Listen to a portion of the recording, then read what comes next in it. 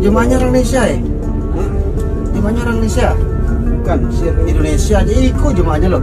Kronologi kecelakaan bus jemaah umrah di Saudi, 6 WNI meninggal. Bus jemaah umrah yang ditumpangi warga negara Indonesia, WNI, mengalami kecelakaan di Arab Saudi, Kamis, 20 Maret 2025. Akibat kecelakaan tersebut, 20 WNI yang menjadi penumpang bus menjadi korban, 6 diantaranya meninggal dunia. Direktur Perlindungan WNI Kementerian Luar Negeri Judah Nugraha mengungkapkan, peristiwa itu terjadi pukul 13.30 waktu Arab Saudi atau sekitar pukul 17 waktu Indonesia Barat. Kecelakaan itu terjadi di wilayah Wadi Kudait, jalan dari Madinah menuju kota Mekah yang berjarak 150 km dari kota Jeddah. Informasi sementara, bus mengalami tabrakan yang menyebabkan bus terbalik dan terbakar, kata Judah dalam keterangan tertulis, Jumat, 21 Maret 2025. Total WNI jamaah umrah menjadi korban dalam kecelakaan adalah 20 orang.